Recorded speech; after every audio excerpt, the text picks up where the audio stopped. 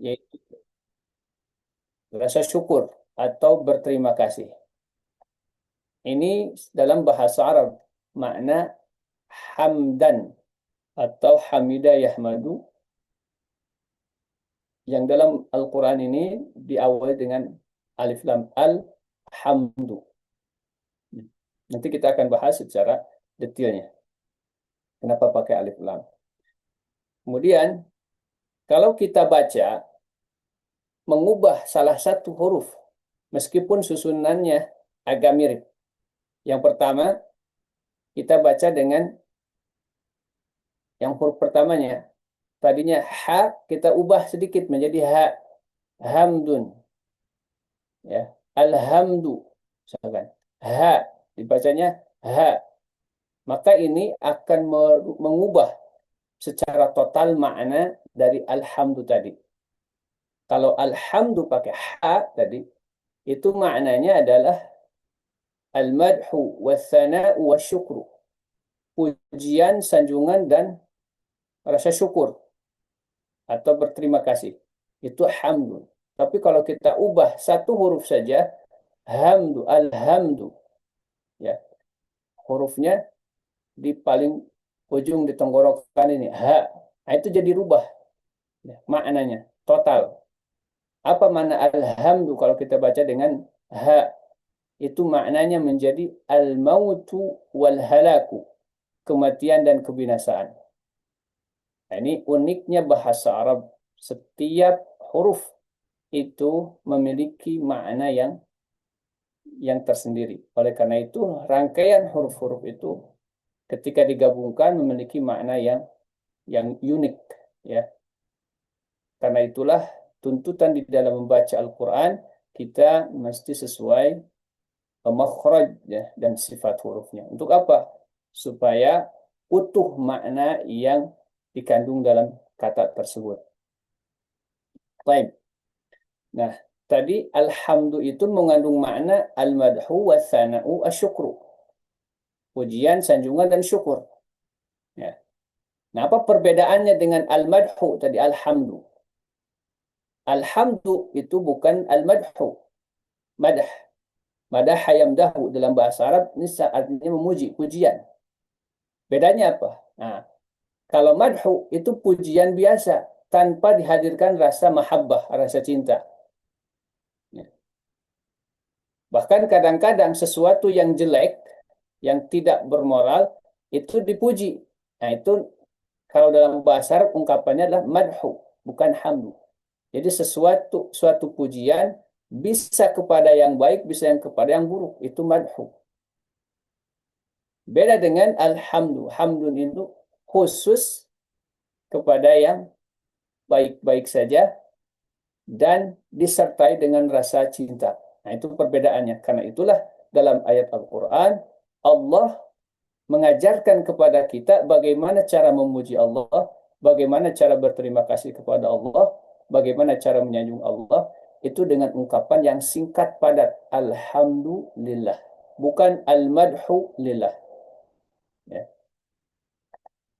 Kemudian yang ketiga, yang kedua tadi, asyukru. Makna asyukru, ya, karena bagian daripada alhamdu itu mengandung makna al-madhu tadi. Makna asyukru. Apa perbedaannya dengan syukur? Nah, di sini hamdun bukan syukur, ya. Tapi syukur itu masuk kepada alhamdu. Bagian dari alhamdu. Nah, syukur itu biasanya khusus kepada nikmat, satu nikmat. Jadi berterima kasih, ya. Hamdu juga berterima kasih. Tapi kalau syukur berterima kasih atas sebuah nikmat. Itu namanya syukur. Sedangkan alhamdu ini mencakup nikmat dan sifat kesempurnaan. Baik kita mendapat ataupun tidak, tetap Allah itu alhamdu. Ya, terpuji. Allah itu terpuji. Kenapa? Karena kesempurnaannya tadi. Nah, itu bedanya. Alhamdu dengan asyukuru. Syukur itu memuji, berterima kasih karena ada pemberian. Gitu. Itu namanya syukur. Nah, oleh karena itu, Bapak Ibu yang dirahmati Allah Subhanahu wa taala, itu perbedaannya. Di sini ungkapannya alhamdu. Karena ini khusus. Hamdu itu tidak boleh dinisbatkan kepada makhluk. Karena ini adalah pujian, sanjungan, rasa syukur yang khusus untuk Allah Subhanahu wa taala.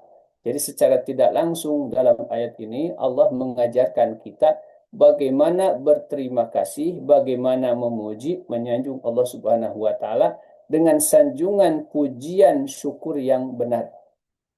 Ya, secara lisan kita mengucapkannya alhamdu. Ya, alhamdulillah. Baik. Kemudian yang kedua, Bapak Ibu, kata hamdun di sini dalam suratul Fatihah itu diawali dengan al. Ada huruf alif dan lam, ya. Dalam bahasa Arab, ya namanya ini adalah al-ma'rifah. Jadi kata yang sudah tentu. Ya, bukan pujian secara umum. Ini pujian khusus, pujian spesial. Bahkan makna al juga dalam bahasa Arab itu bermakna al-istighraq. Ya. Makna istighraq itu apa? Artinya menyeluruh. Ya. Segala bentuk pujian, sanjungan, ya, seluruhnya tanpa tersisa. Seluruhnya hanya milik Allah. Artinya apa? Pujian, sanjungan yang manusia sematkan kepada makhluk, nah itu sesungguhnya adalah pujian sanjungan yang Allah berikan. Karena keutamaan Allah berikan kepada dia sehingga dia mendapatkan sanjungan pujian. Siapa yang memberikannya? Allah Subhanahu wa taala. Maka hakikatnya kembali kepada Allah Subhanahu wa taala. Maka ketika kita dipuji orang, disanjung orang, orang berterima kasih kepada kita, maka sebagai seorang mukmin kita harus mengembalikan pujian, sanjungan, syukur itu kepada Allah Subhanahu wa taala. Alhamdulillah, ya. Ketika ada orang menyanjung, ada orang memuji, ada orang berterima kasih kepada kita. Kita kembalikan hakikat syukur, hakikat pujian, hakikat sanjungan itu kepada Allah dengan ucapan Alhamdulillah. Segala pujian, kesyukuran, sanjungan hanya milik Allah. Saya tidak pantas, tidak layak. Karena hakikatnya apa yang saya dapatkan sehingga orang memuji, apa yang nampak dalam diri saya sehingga orang menyanjung, apa yang saya berikan sehingga orang berterima kasih, itu hakikatnya adalah dari Allah Subhanahu wa taala. Maka saya kembalikan kepada Allah Subhanahu wa taala. Inilah makna alhamdu. Baik. Maka kesimpulan secara lughawi Bapak Ibu yang dirahmati Allah, alhamdu itu adalah seluruh pujian yang sesungguhnya, ya. Seluruh pujian yang sesungguhnya. Sempurna lahir batin dan hanya layak ditujukan untuk Allah Subhanahu wa taala. Tidak boleh menyanjung manusia dengan ungkapan alhamdulaka atau hamituka, ahmaduka. Tidak boleh.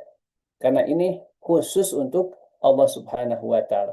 Ke manusia itu amdahuka kalau dalam bahasa Arab atau asna yusni, ya, menyanjung, atau ashkuruka itu boleh.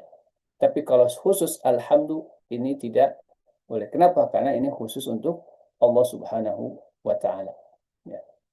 Makanya di seluruh pembukaan muqaddimah itu kita ungkapkan dengan alhamdulillah atau hamdan wa syukran lillah. Karena memang pujian dengan kata hamdun ini ya khusus untuk Allah Subhanahu wa taala. Ini makna pertama dari kata alhamdu, Bapak Ibu yang dirahmati Allah. Kemudian kata yang kedua lillahi. Huruf ini kata ini terdiri dari dua suku kata. Pertama adalah lam. Li, yang kedua Allah. Lillahi digabungkan jadi lillah. Baik. Apa makna huruf lam di sini Bapak Ibu? Nah, lam di sini ya, ini dalam bahasa Arab namanya huruf jar, ya. Tapi dalam ilmu ma'ani maknanya ini lil istihqaq. Ya, istihqaq ini apa? kelayakan, kepantasan spesial, ya. Ini penetapan hak yang eksklusif kalau bahasa kita, ya. Jadi penetapan hak yang eksklusif. Jadi khusus lam ini lil ikhtisas, ya. Khusus untuk Allah. Karena itulah alhamdu tadi, pujian dalam kata alhamdu ini tidak layak, tidak pantas untuk makhluk. Ini hanya layak pantas untuk Allah. Oleh karena itu Allah mengungkapkan dengan kata lam di sini. Lillah, lil istihqaq atau lil ikhtisas, khusus hanya untuk Allah Subhanahu wa taala. Nah, seluruh pujian, sanjungan, rasa syukur itu hanya untuk Allah Subhanahu wa taala. Karena memang Allah yang memiliki segala-galanya. Allah yang memiliki kesempurnaan. Makhluk itu tidak memiliki apa-apa. Kepemilikan dia itu pun adalah titipan dari Allah Subhanahu wa taala. Maka apa haknya untuk disanjung, apa haknya untuk dipuji, ya. Tidak layak bagi makhluk ungkapan alhamdulillah. Nah, kemudian yang kedua, kata Allah. Ini sebelumnya sudah kita bahas di bismillah, ya. Itu. Nah, di sini kita bahas sekilas saja. Allah ini isim alam, artinya nama, ya. Alam itu nama diri, ya. Yang mencakup seluruh nama. Karena Allah ini adalah sumber seluruh nama-nama yang terbaik. Allah memiliki walillahil asmaul husna. Allah memiliki nama-nama terbaik. Ya, sumbernya adalah Allah. Sumber nama utamanya adalah Allah. Karena ini merupakan kesempurnaan bagi Allah Subhanahu wa taala. Sifat kesempurnaan, ya, bukan nama turunan, bukan pula nama pinjaman. Ya, ini nama Allah. Kalau kita bedah dari sisi lughah, kemarin telah kita bahas bahwa Allah itu dari kata al-ilah. Apa makna ilah? Ilah itu sesembahan. Ya. Al-ma'bud bihaqqin. Sesembahan yang hak, yang benar, yang disertai dengan mahabbah waridha. Yang disertai dengan rasa cinta dan keridhaan. Itu adalah Allah. Artinya, ketika kita beribadah kepada Allah, maka ibadah itu harus sesuai dengan nama Allah. Adanya hadirnya rasa cinta, hadirnya rasa ridho, hadirnya keridhaan dari diri kita. Bukan terpaksa. Nah, karena itulah namanya Allah. Bahkan sebagian para ahli lughah mengatakan dari kata waliha. Ya, meskipun ini jarang dibahas. Waliha itu artinya yang sangat merindukan, yang sangat mencintai. Karena memang nyatanya begitu. Allah itu sangat mencintai, sangat merindukan hamba-hambanya. Karena itu dari Bismillah, kemarin kita bahas setelah lafzul jalalah, Allah kenalkan dua nama utama ya dari seluruh Asmaul Husna, Ar-Rahman, Ar-Rahim. Itu menunjukkan bahwa Allah itu maha mencintai. Baik. Ini uh, lafzul jalalah Allah Subhanahu wa taala. Jadi makna secara total, makna umum bahwa seluruh pujian itu adalah hak eksklusif hanya untuk Allah Subhanahu wa taala, bukan sekedar diberikan kepadanya. Ini makna alhamdulillahi. Baik. Nah, ini secara bahasa Bapak Ibu. Kemudian selanjutnya kata Rabbi. Nah, apa makna Rabb di sini? Nah, Rabb ini berasal dari akar kata Rabbaba, yurabbibu, tarbiban. Atau yang kedua, Rabba yurabbi. Ya. Jadi terdiri dari dua akar kata ini, Rabbin. Rabbaba yurabbibu atau Rabba yurabbi tarbiyatan. Apa maknanya? Nih, kalau kita ringkaskan ya, makna inti daripada Rabb ini sebagaimana dijelaskan oleh para ulama, itu Al-Malik. Al-Malik, Rabb itu artinya pemilik mutlak. Yang pertama, yang kedua Al-Mudabbir, yaitu pengatur detil, ya. Itu Rabb. Dabbara yudabbiru tadbir. Mengatur tapi secara detil pengaturannya itu. Itu makna Rabb. Kemudian al-murabbi. Ini dari kata robba yurabbi. Ya. Artinya apa? Pendidik, penumbuh secara bertahap. Karena memang proses setiap penciptaan itu pasti Allah sebutkan Rabbakum. Ya. Karena Allah menciptakan secara runut, ya, secara bertahap itu penciptaannya itu. Seluruh penciptaan Allah itu diciptakan secara bertahap. Itulah karena itulah disebut Rabb. Gitu. Dan juga tarbiyah, ya. Allah juga mendidik. Nah, termasuk ayat ini, Alhamdulillah, dalam suratul Fatihah, Allah sedang mendidik kita, sedang mengajarkan kepada kita, di samping Allah sedang mengenalkan dirinya kepada kita. Ya. Nah, ini makna Rabb. Dan lebih luas lagi para ulama menjelaskan Rabb itu termasuk uh, perbuatan-perbuatan Allah Subhanahu wa taala, seperti yang menghidupkan, yang mematikan, yang memberi rizki, ya. Itu masuk kepada makna Rabb. Bahwa Allah yang menghidupkan, Allah yang mematikan, Allah yang memberi rizki. Itu Rabb. Baik. Kemudian, nah, jadi makna Rabb ini bukan hanya, kalau dalam terjemahan bahasa Indonesia kan terbatas, Tuhan. Ya, Tuhan. Apa makna Tuhan? Tuhan ini bisa dinisbatkan kepada Allah, bahkan bisa dinisbatkan waliyadzubillah kepada selain Allah yang tidak layak, tidak pantas jadi Tuhan. Nah, ini masalah, ya, secara bahasa. Tuhan ini apa maknanya? Nah, Rabb ini sangat detil. Ya, Allah mengenalkan dirinya sebagai Rabb. Nah, ini dengan makna-makna yang tadi. Ya. Jadi bukan hanya sekedar Tuhan, ya, dalam bahasa Indonesia gitu. Tapi Rabb ini adalah pemilik, pengelola, pendidik kehidupan. Ini Rabb namanya. Ya. Baik. Kemudian kata berikutnya al-alamin. Apa makna alamin? Alamin ini adalah bentuk kata jama dari alam. Alam. Yang asalnya adalah alam. Ya. Jadi alam ini tanda, ya, ciri. Gitu. Ciri atas adanya Allah, adanya Rob, gitu.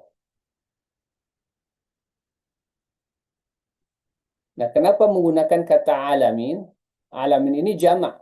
Berarti seluruh yang ada di semesta ini namanya alamin. Ya, selain Allah, seluruh yang ada di semesta ini namanya alamin. Baik yang nampak, ya, seperti yang kita lihat, makhluk-makhluk yang kita lihat, termasuk diri kita, itu bagian dari alamin. Juga termasuk yang tidak nampak oleh indera kita, seperti malaikat, jin, ya, itu juga alamin. Seluruh makhluk selain Allah itu namanya alamin. Karena makhluk-makhluk tersebut menjadi tanda, menjadi ciri adanya Rabb, Allah Subhanahu wa taala. Dalam bahasa Arab, Bapak Ibu sekalian, kata alam ada dua. Satu alamin yang disebutkan dalam suratul Baqarah, suratul Fatihah ini, ya. Yang kedua awalim. Awalim. Sama, itu jamak bentuk plural dari alam. Nah, di sini kita akan memahami lebih detail, Bapak Ibu sekalian, kenapa dalam ayat ini Allah mengungkapkan kata alamin bukan awalim. Tidak begini. Alhamdulillahi rabbil awalim. Tapi alamin. Kalau terjemahan bahasa Indonesia sama. Tidak ada bedanya. Awalim dan alamin sama, seluruh alam. Tapi diksi yang digunakan oleh Al-Quran itu menggunakan alamin. Nah, dalam bahasa Arab, alamin ini termasuk jenis jamak yang khusus untuk lil aqil, untuk yang berakal. Artinya apa? Makhluk yang punya tugas khusus. Siapa makhluk yang punya tugas khusus? Wa ma khalaqtul jinna wal insa illa liya'budun. Aku tidak ciptakan jin dan manusia kecuali agar mereka mengibadahiku.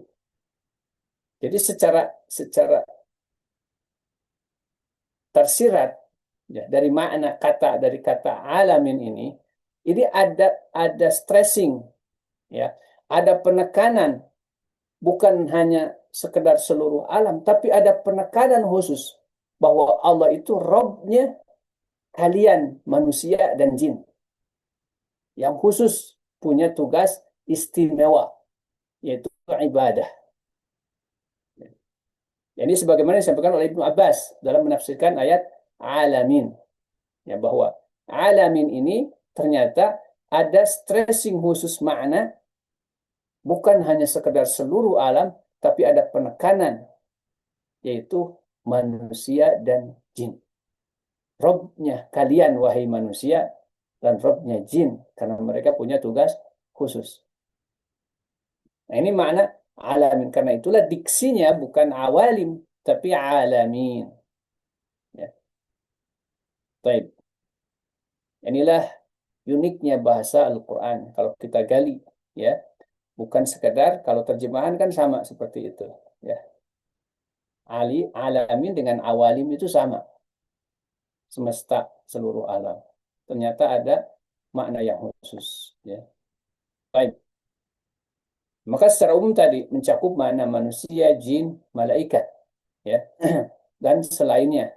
Itu. Tapi ada makna khusus yang tadi, ya. Ada hewan, tumbuhan, dunia dan akhirat, ya. Ini sebagaimana disampaikan oleh para mufassir, ya. Ini makna awalim, ya, alamin yang semakna dengan awalim. Tapi sekali lagi, makna alamin ini ada penekanan khusus. Karena kata alamin itu lil aqil dalam bahasa Arab. Artinya apa? Khusus untuk makhluk yang punya tugas taklif dari Allah Subhanahu wa taala. Siapa? Ini jin dan manusia. Baik, Bapak Ibu yang dirahmati Allah Subhanahu wa taala. Nah, kalau kita sekarang gali dari sisi retorikanya bahasa Al-Qur'an ini, ayat kedua ini diungkapkan dengan tadi alhamdulillahi rabbil alamin. Bapak Ibu sekalian, dalam bahasa Arab itu ada dua jenis ya ungkapan yang disebut dengan jumlah ismiyah atau jumlah fi'liyah. Jumlah ismiyah ini adalah jumlah atau kalimat yang diawali oleh kata nominal atau kata isim, ya, kata benda. Sedangkan yang kedua, jumlah fi'liyah adalah sebuah kalimat yang diawali oleh kata kerja.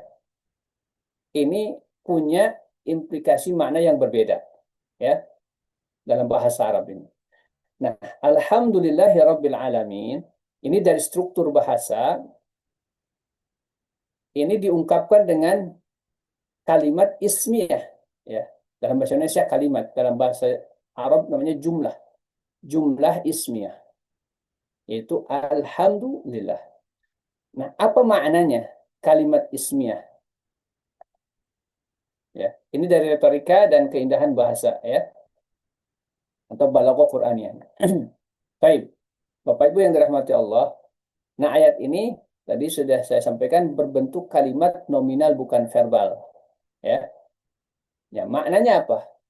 Pujiannya, secara balaghinya, retoriknya, itu pujiannya itu tetap. Karena kalimat ismiyah itu maknanya litsubut, tetap, ya, abadi, tidak terikat waktu. Gitu. Tidak terikat waktu. Jadi Allah itu terpuji selamanya. Dari sebelum manusia ada sampai manusia berakhir nanti. Sebelum dunia ada sampai dunia berakhir nanti, Allah itu terpuji selamanya.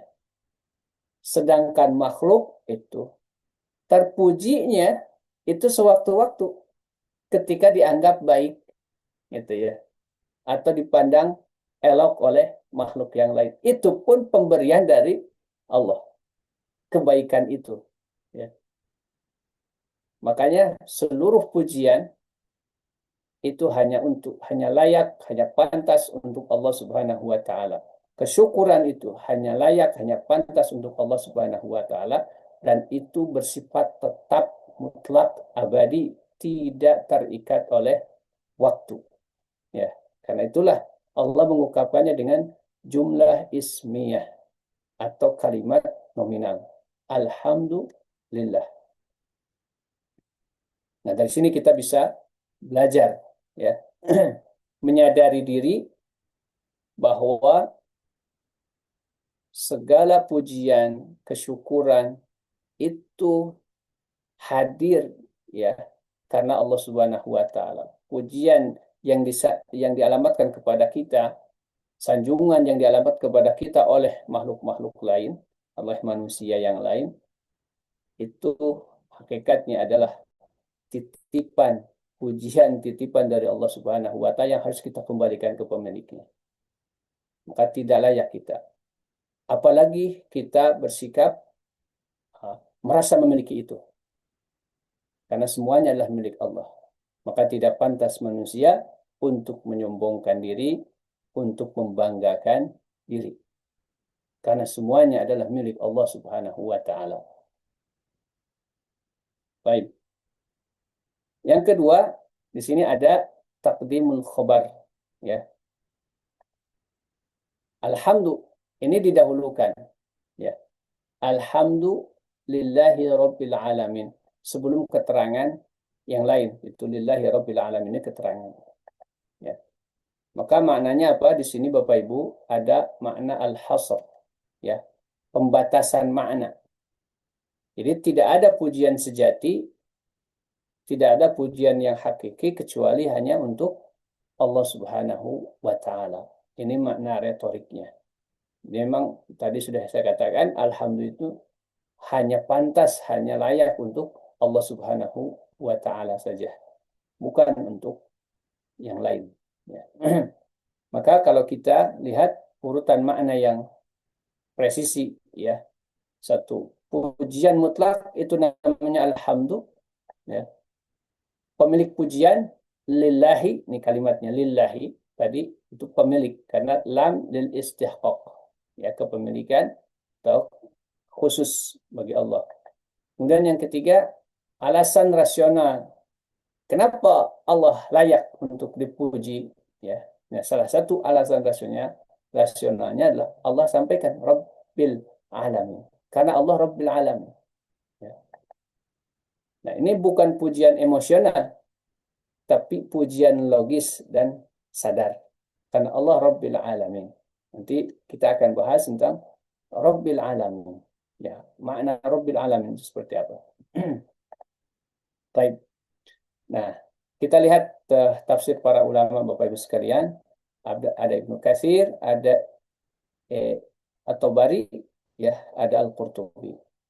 Nah, kita lihat Imam Ibnu Katsir, ya, bahwa Allah memuji dirinya sebelum makhluk memujinya dan mengajarkan hamba bagaimana memujinya. Jadi Al-Fatihah adalah pendidikan adab berdoa mulai dengan pujian, bukan permintaan. Ini Ibnu Katsir mengungkapkan. Jadi Allah Subhanahu wa taala sedang mengajarkan kepada kita sebelum kita meminta, nanti di ayat yang selanjutnya, ya, ada kata permintaan. Apa permintaannya? Dan ini permintaan yang sangat-sangat dibutuhkan oleh manusia. Ihdinas shiratal mustaqim. Nah, sebelum itu semua, sebelum permintaan permohonan, Allah ajarkan kita harus menyanjung, memuji Allah Subhanahu wa taala terlebih dahulu. Dan ini adalah bagian daripada adab berdoa. Adab berdoa. Di Al-Fatihah mengajarkan itu sebagaimana yang diungkapkan oleh Ibnu Katsir. Yang kedua, Imam At-Tabari Alhamdu itu mencakup pujian atas nikmat, atas rububiyahnya, baik yang disadari maupun tidak oleh makhluk. Ya, manusia boleh lupa, tapi Allah tetap terpuji. Dan pujian Allah yang disampaikan oleh makhluk, oleh manusia, itu tidak menambah dan tidak mengurangi kemuliaannya. Jadi manusia mau memuji ataupun tidak, Allah tidak, Allah itu tetap tidak berkurang kemuliaannya. Karena pujian yang dilakukan oleh manusia itu hakikatnya kembali kepada manusia sendiri kebaikannya. Ya. Pujian yang dilakukan oleh manusia kepada Allah, hakikatnya kebaikannya adalah kembali kepada diri manusia. Karena Allah itu sebetulnya tidak berkurang manusia memuji ataupun tidak. Ya, karena itu ini yang disampaikan oleh Imam At-Tabari. Allah itu tetap terpuji, ya, tetap terpuji sekalipun manusia tidak memuji Allah. Banyak, ya, manusia di bumi ini banyak yang memuji atau yang tidak kepada Allah Subhanahu wa taala. Mayoritas tidak, ya, kebanyakan. Yang memuji Allah Subhanahu wa taala itu yang mengibadahinya. Taruhlah kaum muslimin itu berapa totalnya, ya.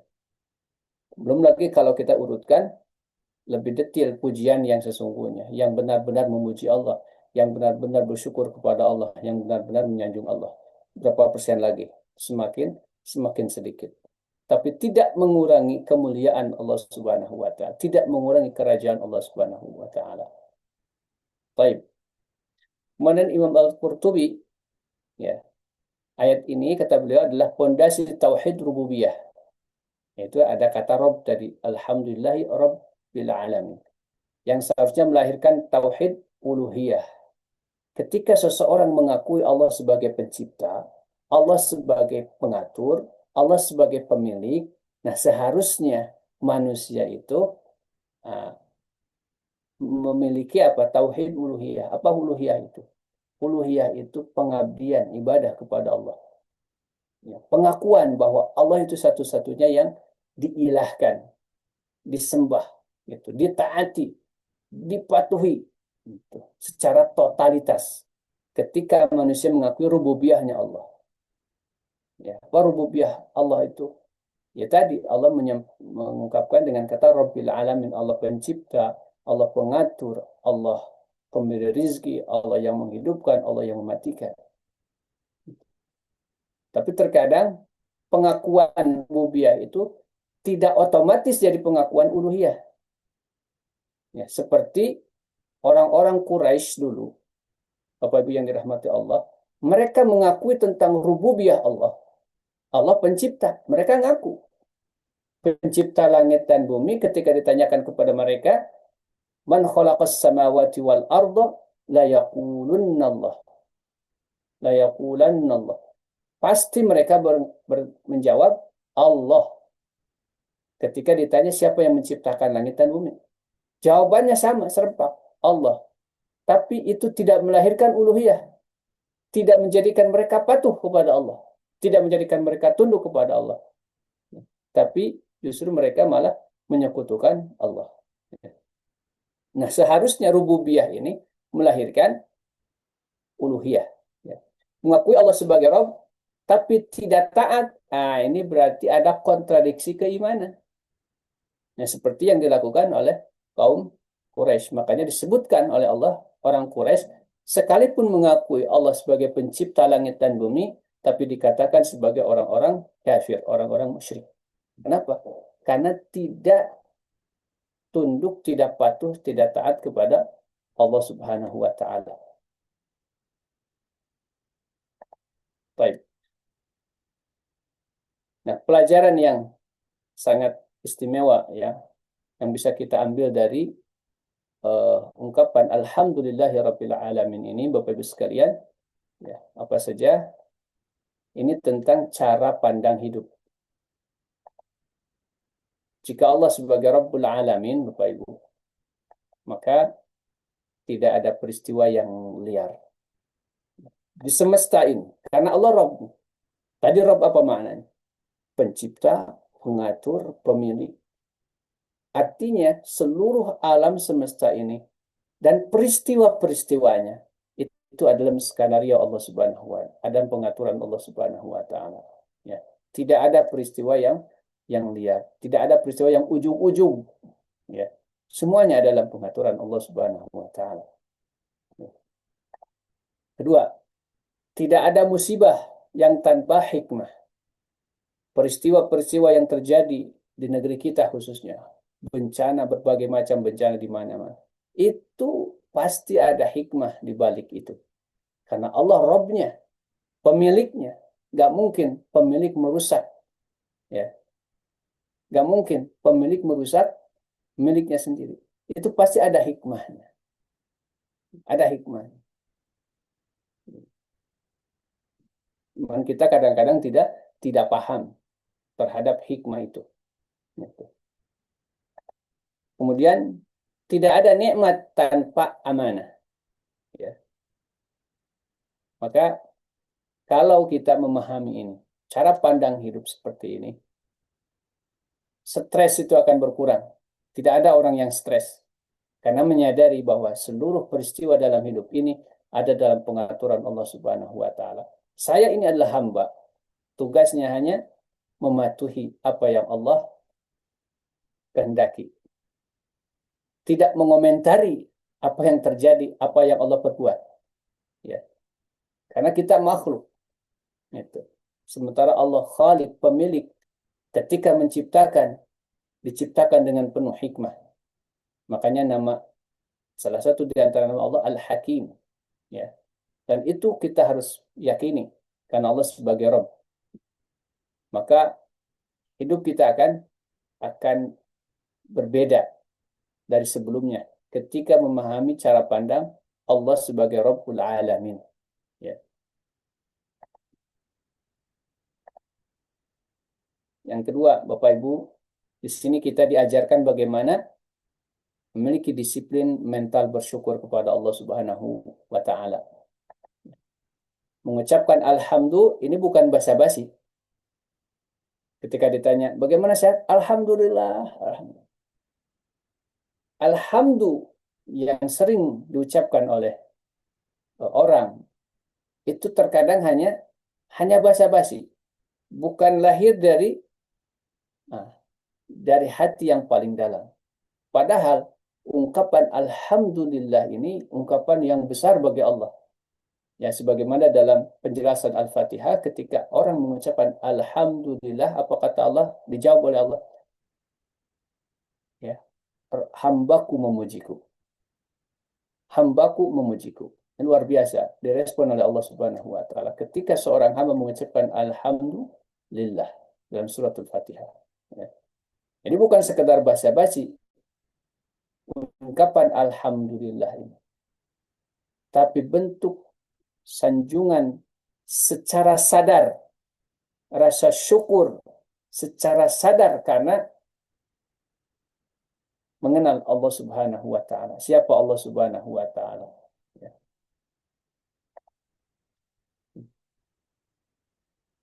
Dan ini ya pengakuan intelektual sebetulnya, sekaligus pengakuan spiritual bahwa Allah mengatur segalanya. Kenapa kita mengaku alhamdulillah? Secara sadar Allah mengatakan Rabbil Alamin tadi. Peristiwa yang terjadi semuanya adalah pengaturan Allah Subhanahu wa taala. Sehingga logika kita mengatakan ya Allah layak untuk disanjung, layak untuk dipuji. Dan ini juga menunjukkan i'tiraf, ya, pengakuan secara spiritual. Jadi bukan sekedar basa-basi. Maka orang yang paham alhamdulillah, Bapak Ibu yang dirahmati Allah, itu lebih stabil secara psikologis. Ya. Secara psikologisnya dia lebih stabil. Kenapa? Karena dia menyadari sepenuhnya gitu. Ya. Dia memuji Allah bukan karena mendapatkan rezeki yang banyak, bukan. Dia memuji Allah bukan karena diberi sehat. Dalam kondisi apapun dia akan selalu memuji Allah Subhanahu wa taala. Gitu. Karena tadi sakit yang diberikan oleh Allah itu pasti ada hikmah. Dan kita tidak tahu, ternyata hikmahnya jauh lebih besar. Apa hikmah di antara sakit? Yang dianggap oleh kita itu sebuah kekurangan, sebuah musibah. Nabi mengatakan, siapa yang tertimpa sakit, tertimpa duri, ya tertusuk duri, ya sakit itu. Tapi kecil tuh, tertusuk duri saja yang kecil. Kemudian dia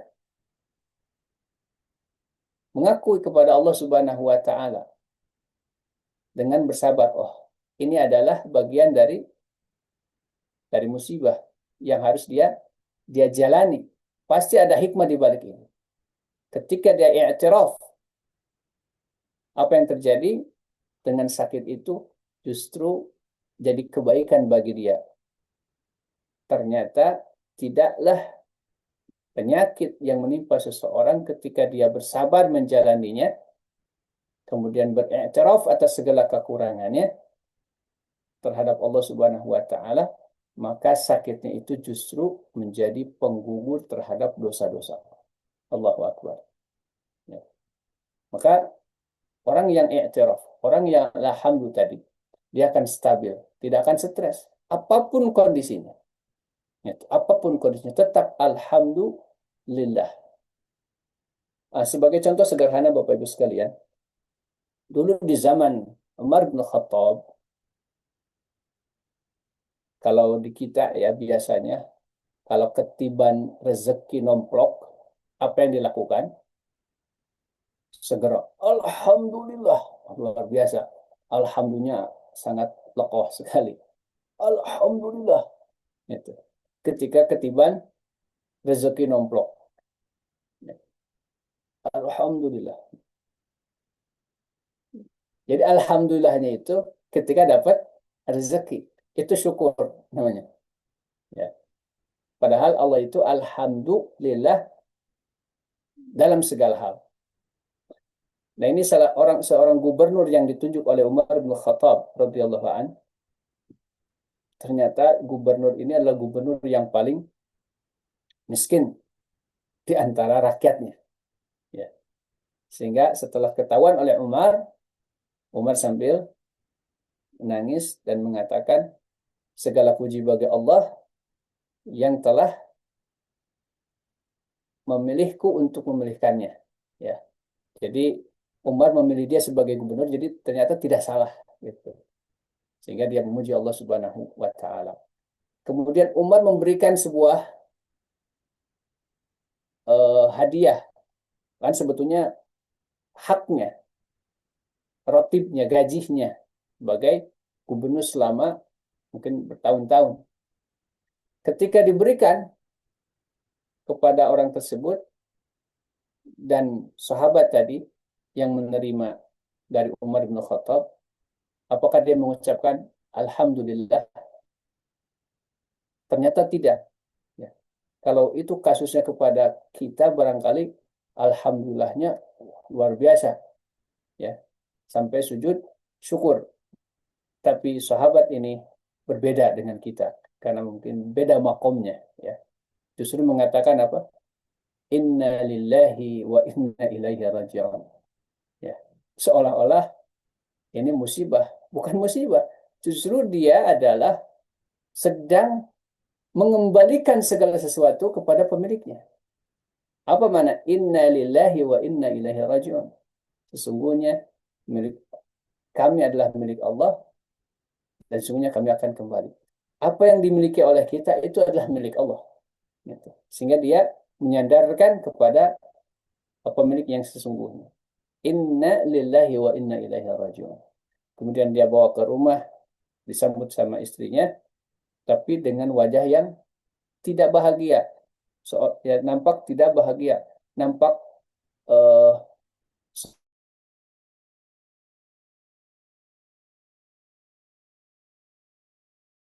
ada apa? Apakah Umar memarahimu?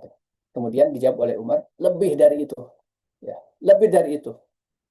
Kemudian diceritakanlah Umar memberikan kantong berisi dinar, ya, emas, ya, harta lah kalau sekarang itu banyak sekali. kata istrinya, kalau begitu kita bagikan. Istrinya juga sama, ya luar biasa ya.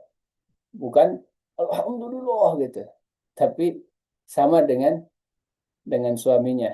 Ini mindsetnya sudah luar biasa. Akhirnya dibagikan ke seluruh tetangga penduduk dan mereka mengambil secukupnya untuk kebutuhan mereka. Ini orang yang paham terhadap Alhamdulillahirabbil alamin. Jadi i'tiraf bahwa seluruh peristiwa ini adalah Allah Subhanahu wa taala pemiliknya, Allah pengaturnya. Sehingga berbeda ya tadi ungkapan yang disampaikan oleh sahabat Nabi SAW dengan kita bersyukur kepada Allah itu karena ada seolah-olah ada kebaikan. Padahal ungkapan alhamdulillah itu harus senantiasa kita sampaikan kepada Allah karena seluruhnya adalah kebaikan bagi kita. Sekalipun dalam pandangan kita itu buruk, seperti sakit, ya, seperti kekurangan. Padahal kalau kita sadar tentang Allah Rabb itu, Allah itu Rabb, nggak mungkin gitu, memberikan sesuatu yang buruk. Pasti ada hikmah di balik itu. Baik. Nah, sehingga dia memiliki mental yang stabil, ya, Bapak Ibu yang dirahmati Allah Subhanahu wa taala, kalau kita memahami alhamdulillah tadi. Baik. Nah, ini mengajarkan kepada kita juga anti mental korban, ya. Maksudnya apa? Jika Allah sebagai Rabb seluruh alam, nah, kita bukan korban nasib sebetulnya, ya. Bukan korban, tapi kita hamba Allah dalam sistem tarbiyah Allah tadi, ya. Karena semesta ini ada dalam sistem tarbiyah Allah Subhanahu wa taala. Maka ujian, nah ini adalah kurikulum, ya, bukan hukuman. Ujian adalah kurikulum, bukan hukuman. Nah, kalau orang memandang seperti ini, Masya Allah, pasti dia akan selalu mengucapkan Alhamdulillahirabbil alamin. Karena di balik itu semua ada kebaikan ketika sikapnya benar. Gitu, ya. Dan di sini juga Allah mengajarkan kepada kita tentang adab dalam memulai segala urusan. Ya. Satu, pujian dulu, baru permintaan. Ya. Dan ini ada dalam surah Al-Baqarah. Di dalam doa, diskusi bahkan konflik, ya, akui kebenaran Allah dulu, baru bicara kebutuhan kita, Bapak Ibu. Akui kebenaran Allah terlebih dahulu, baru kebutuhan kita. Harus i'tiraf dulu. Harus i'tiraf dulu. Puji Allah. Makanya kalau berdoa, puji dulu Allah sebelum kita meminta. Ini bagian dari adab. Dan ini Allah ajarkan kepada kita. Sekaligus Alhamdulillahirabbil alamin juga mengajarkan kepada kita bagaimana kita berterima kasih, bersyukur kepada Allah Subhanahu wa taala. Nah, karena itu mengapa Bapak Ibu Al-Fatihah itu dimulai dengan pujian, bukan perintah? Ya. Karena keimanan itu dibangun dari kesadaran, bukan paksaan. Ya, karena itulah Allah mengungkapkan dengan alhamdulillah, bukan ihmadullaha rabbal alamin. Pujilah Allah, Rabb semesta alam, tidak. Tapi Allah ungkapkan dengan alhamdulillahi rabbil alamin. Karena kita sedang dibangun di kesadaran kita, ya, bahwa Allah itu alhamdulillah, ya, layak untuk dipuji, layak untuk disanjung, layak kita untuk bersyukur kepada Allah. Sehingga muncul dari kesadaran, bukan karena paksaan. Ya. Nah, kemudian kalau kita lihat lagi, ya, kenapa bukan alhamdulillahi rabbil muslimin, ya, tapi rabbil alamin? Ini sedang mengajarkan kepada kita bahwa rububiyah, ya, perbuatan-perbuatan Allah Subhanahu wa taala itu universal, ya. Bukan hanya khusus untuk orang-orang Islam. Bahkan ini bagi yang ingkar juga Allah itu rububiyah. Nanti kita akan jelaskan kalau waktunya cukup, ya, tentang tarbiyah Allah Subhanahu wa taala kepada kita manusia, ya. Nah, apa dampaknya, ya, jika ayat ini benar-benar dipahami Bapak Ibu sekalian? Pertama, hidup kita akan lebih tenang, ibadah kita akan lebih jujur, dan ujian itu akan lebih bermakna. Kalau kita memahami ayat ini dengan benar, ya. Baik. Nah, itu eh, penjelasan secara singkat. Nah, saya akan sampaikan penjelasan tambahannya Bapak Ibu secara retorika bahasa Arab yang lainnya. Nah, kita close dulu ini. Nah, begini Bapak Ibu sekalian, dalam ayat ini, dalam aspek yang lain dari ilmu balaghah ini, ya, ada yang namanya uslub, ya. Uslub itu, ya, redaksi, ya. Di Alhamdulillah ini sedang membicarakan Allah. Alhamdulillahi. Segala puji bagi Allah. Lillah, bukan alhamdulillaka. Ya. Karena kita sedang dikenalkan, gitu, kepada Allah Subhanahu wa Ta'ala. Siapa Allah itu? Tapi nanti di ayat yang kelima di surat Al-Fatihah itu beralih. Yang tadinya membicarakan Allah, sekarang Allah itu seolah-olah ada di hadapan. Iyaka, iyaka, hanya kepadamu. Jadi mukhotob, ya. Jadi orang yang seolah dengan jadi berubah. Jadi orang yang diajak bicara, ya. Khitabnya itu kepada yang diajak bicara, bukan yang dibicarakan. Kalau tadi alhamdulillah itu yang dibicarakan. Tapi ketika di ayat yang kelima menjadi yang diajak bicara. Iyyaka na'budu. Nah, ini namanya dalam dalam ilmu balaghah Al-Qur'aniyah itu al-iltifat, ya, peralihan dari yang dibicarakan menjadi yang bicara. Kenapa? Kenapa di sini alhamdulillahi rabbil alamin? Seolah-olah Allah masih jauh. Kenapa? Karena dibicarakan. Tapi ketika sudah iyyaka, itu seolah-olah Allah sudah ada di hadapan kita. Kenapa? Karena kita sudah kenal. Ya, karena kita sudah tahu. Karena itulah Bapak Ibu yang dirahmati Allah Subhanahu wa taala, ayat ini mengenalkan kita kepada Allah Subhanahu wa taala, dan ini menjadi pondasi dasar dalam pendidikan Islam. Menjadi pondasi dasar dalam pendidikan Islam. Yang pertama adalah bagaimana mengajarkan anak untuk mengenal Rabb-nya. Ini sistem pendidikan Islam yang seharusnya.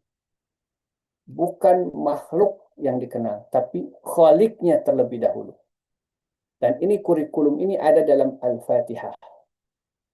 Bahkan mayoritas dalam suratul Fatihah yang 7 ayat ini berbicara 4 ayat tentang Allah. Sekali lagi, 7 ayat dalam suratul Fatihah, 4 ayatnya berbicara tentang Allah. Ibadah hanya 1 ayat berbicara tentang ibadah. Di ayat yang kelima, iyyaka na'budu wa iyyaka nasta'in. 1 ayat berbicara tentang doa, tentang hidayah. Dan 1 ayat bicara tentang kisah kurikulum kehidupan.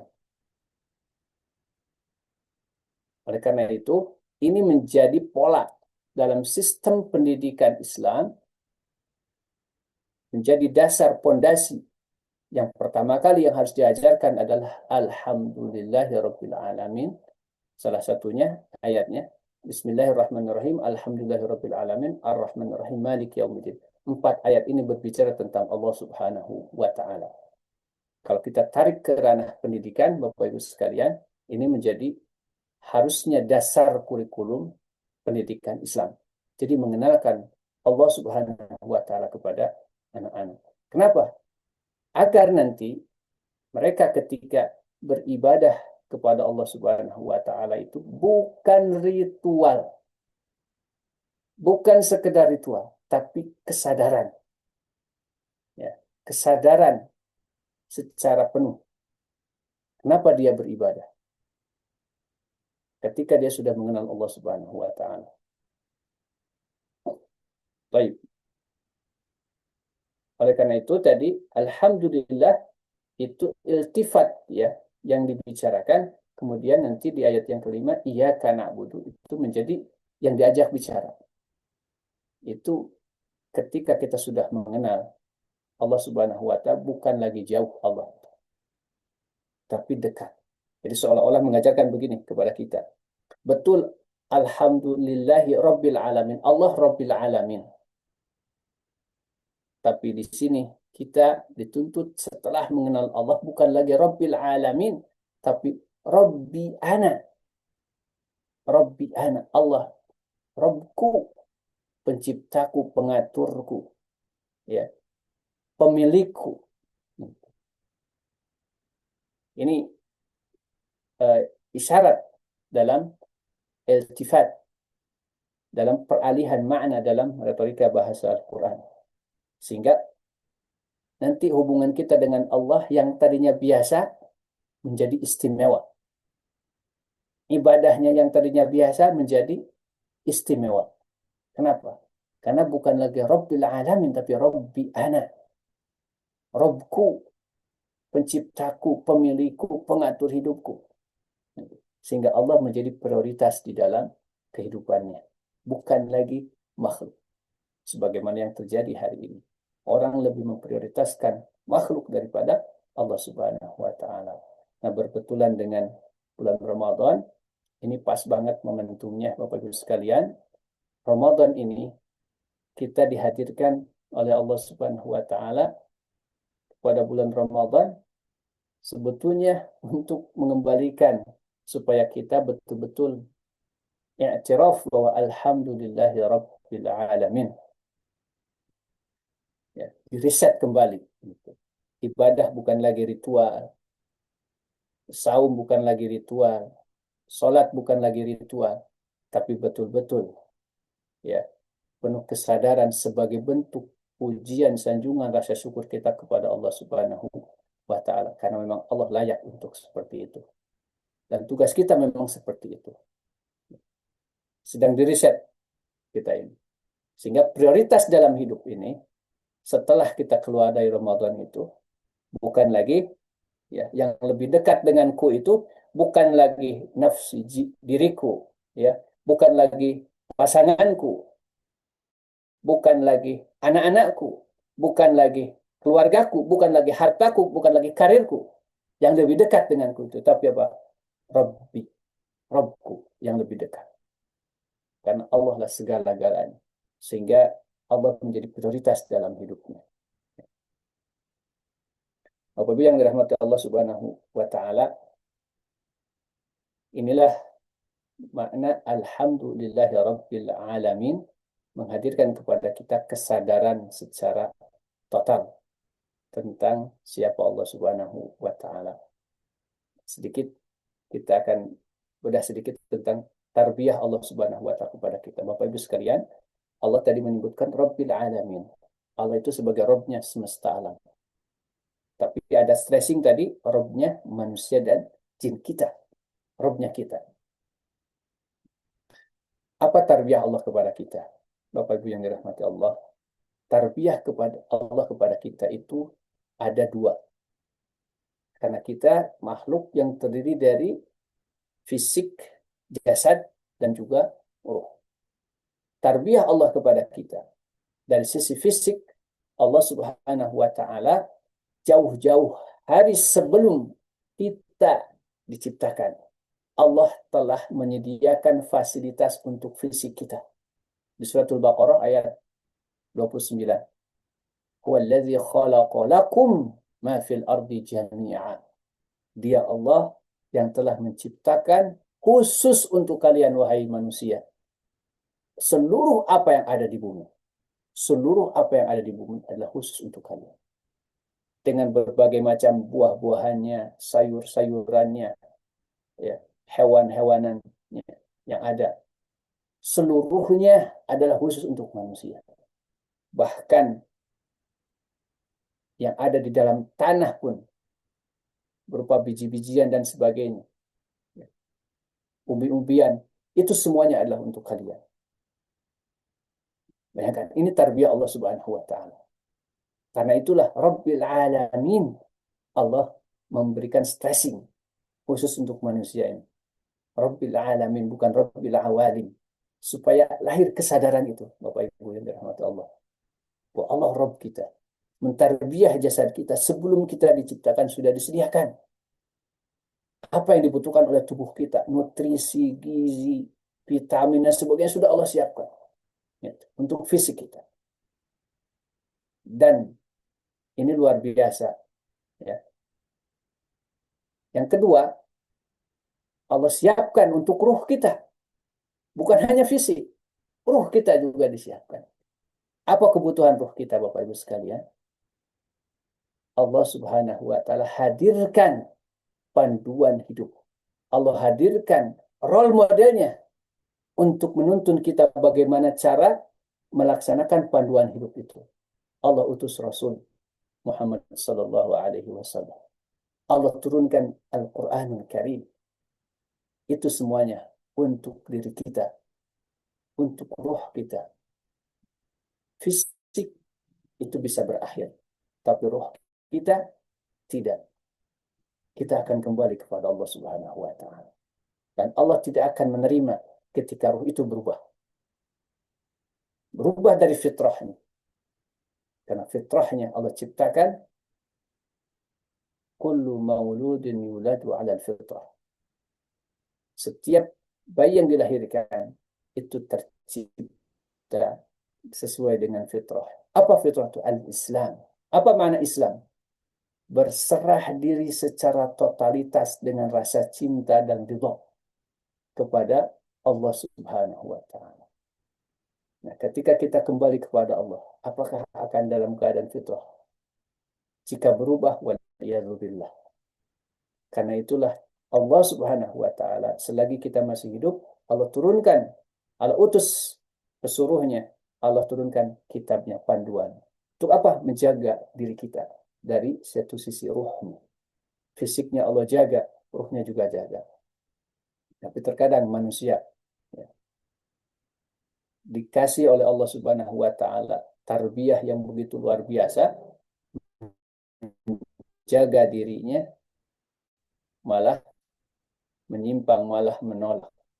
Ya, jangankan untuk ruhnya, untuk fisiknya saja kadang-kadang manusia suka suka menyalahi. Akhirnya apa dampaknya pada diri? Penyakit. Ya. Makanya Allah Subhanahu wa taala memerintahkan kita kulu halalan thayyiban, makan yang halal dan thayyib. Ini pengaruhnya adalah kepada fisik dan ruh. Halal pengaruhnya kepada ruh, thayyiban pengaruhnya kepada fisik. Jadi Allah mengatur segala-galanya karena Allah Rabbul Alamin. Itulah di antara tarbiyah Allah Subhanahu wa taala kepada kita. Kalau kita menyadari ini betapa indahnya apa yang telah Allah aturkan di dalam Al-Qur'an, sunnah-sunnah Nabi Sallallahu Alaihi Wasallam untuk kebahagiaan kita. Karena Allahnya Rabbil Alamin, Rabbnya seluruh alam, khususnya kita manusia. Mudah-mudahan Bapak Ibu yang dirahmati Allah Subhanahu Wa Taala, apa yang saya sampaikan ini bisa dipahami ya dengan baik, pesan-pesannya sampai, gitu ya. Dan mudah-mudahan setelah kita memahami Alhamdulillahirabbil alamin, ibadah kita bukan lagi ibadah ritual biasa, tapi penuh dengan kesadaran, penuh dengan i'tiraf, pengakuan terhadap Allah Subhanahu wa taala sehingga Allah menjadi prioritas dalam kehidupan kita. Amin ya rabbal alamin. Wallahu a'lam bishawab. Itu yang bisa dibahas untuk pagi hari ini. Kalau ada yang ditanyakan, mangga Bapak Ibu sekalian. Pak Dan masih ada waktu?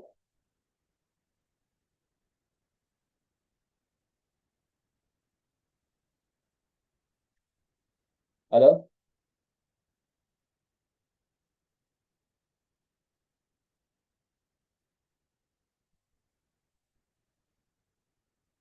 Baik Bapak Ibu, Ada yang ditanyakan? Silakan dari apa yang tadi saya sampaikan. Ya kan, boleh ditulis di kolom message atau langsung bertanya. Silakan.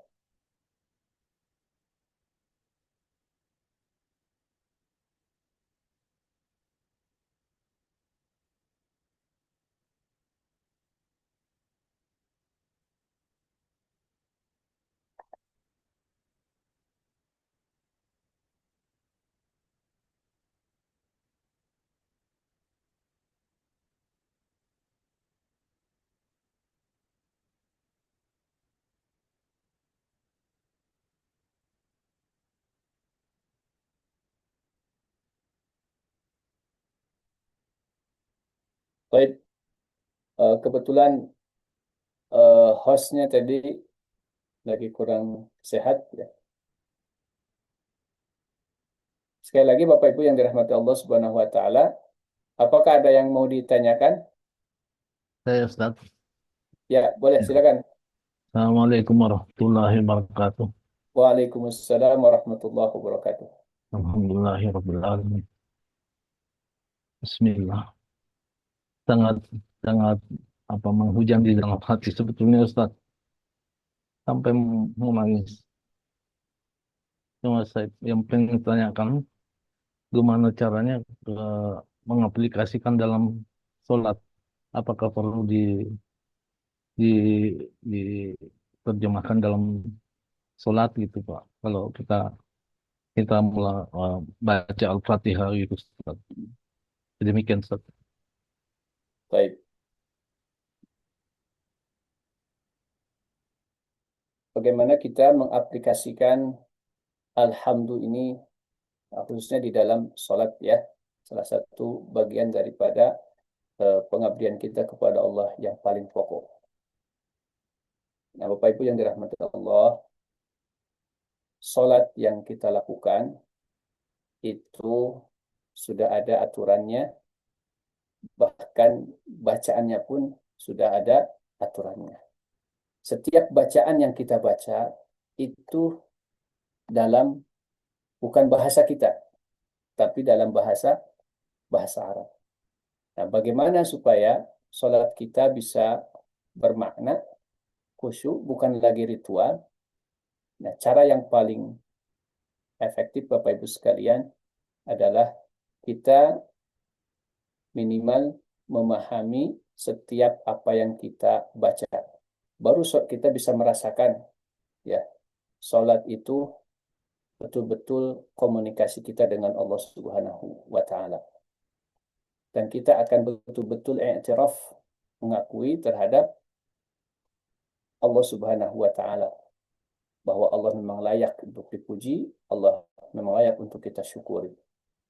Kalau kita hanya mengucapkan doa-doa yang ada di dalam sholat, salah satunya adalah Al-Fatihah, maka seperti kita sedang berbicara dengan seseorang, tapi dengan bahasa yang tidak dipahami.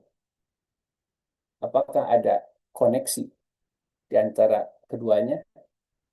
Tentu tidak ada koneksi. Oleh karena itu, harus nyambung komunikasi kita di dalam sholat itu dengan memahami. Nah, salah satunya Bapak Ibu, nah, Fatihah Insight Method ini kita mencoba untuk memahami komunikasi kita dengan Allah Subhanahu wa taala. Satu ayat yang kita pahami tadi, Alhamdulillahirabbil alamin, itu satu ayat yang kita baca dalam Al-Fatihah menghadirkan kesadaran, menghadirkan kekhusyuan di dalam sholat, itu cukup. Itu lebih baik daripada kita membaca banyak ayat tapi kita tidak pahami.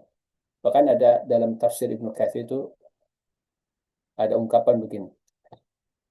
Ketika kita duduk di antara dua sujud, kemudian kita tadaburi, kita tafakuri itu makna yang ada dalam antara dua sujud, itu jauh lebih baik daripada sholat malam semalam suntuk.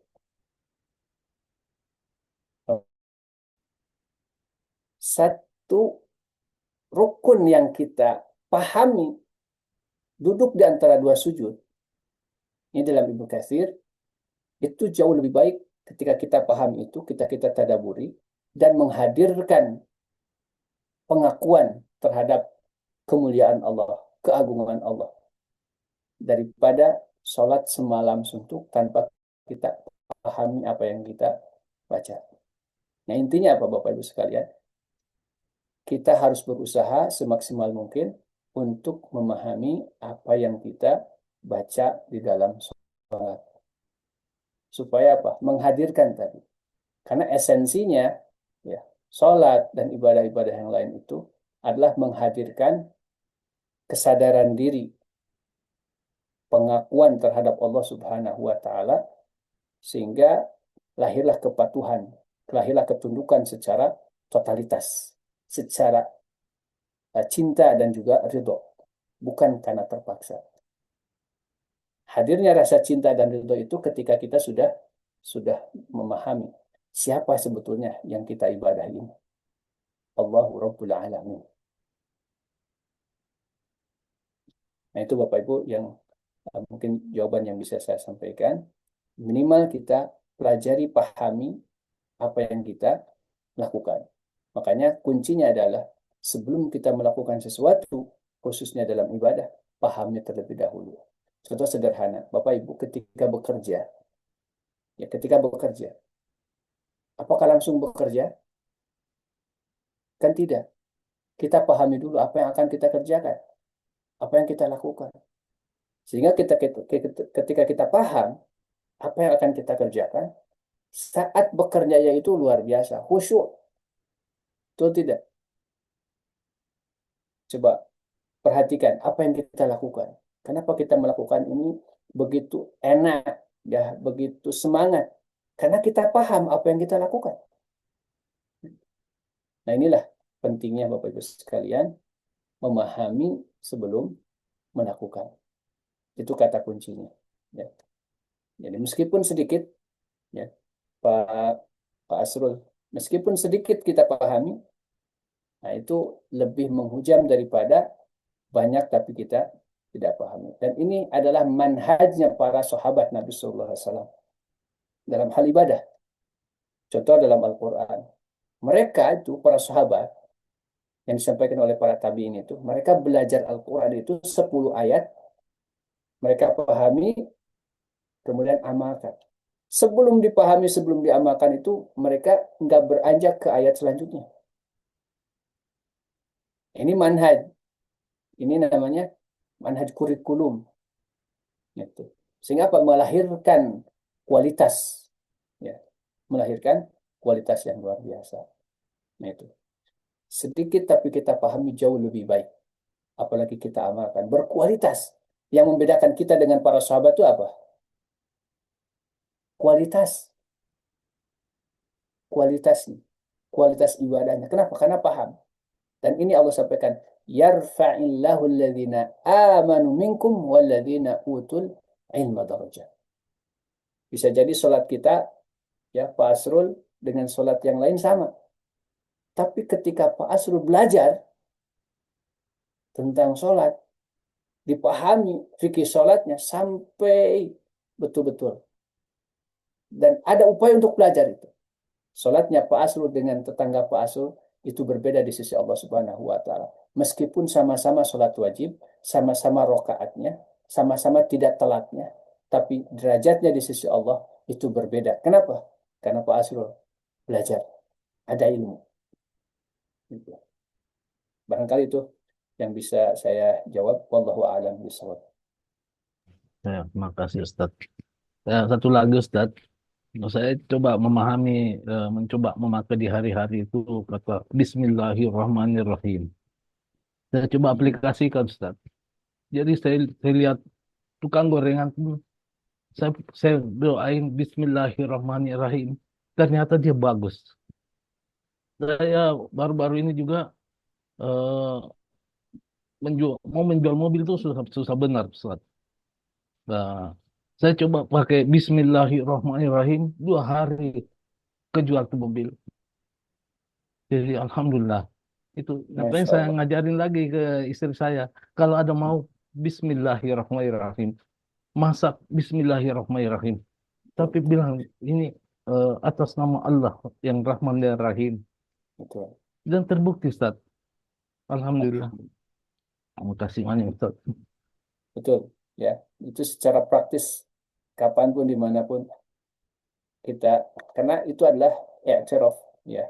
Bismillah itu kita sebetulnya mengakui itu bahwa yang melakukan, kita bisa melakukan ini, kita bisa berbuat itu bukan karena diri kita, itu pengakuan terhadap bahwa Allah Subhanahu wa taala yang memberikan kita kekuatan, Allah yang memberikan kita keberkahan. Masya Allah, Alhamdulillah sudah Pak Asrul praktekkan, Alhamdulillah, Masya Allah. Ya. Dan dengan itulah sebetulnya keberkahan itu hadir, Pak. Ya. Keberkahan itu hadir. Karena apa? Karena kita menyandarkan segala sesuatu itu kepada Allah. Seperti Nabi SAW dulu ketika disuruh oleh Malak Jibril untuk Iqra, jawaban Nabi apa? Ma'ana biqari'in. Ma'ana biqari'in. Nabi waktu itu belum tahu, ya, belum diajarkan oleh Malak Jibril.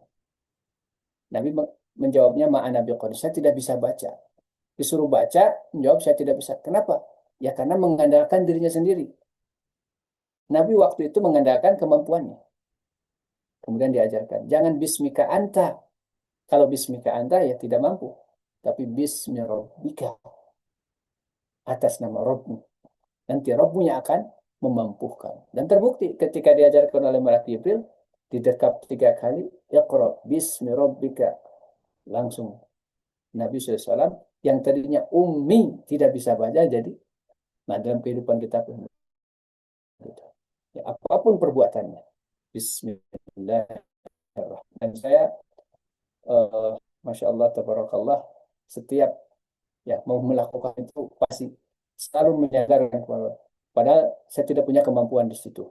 Tapi ketika menyadarkan kepada Allah Subhanahu Wa Taala, ada jalan gitu.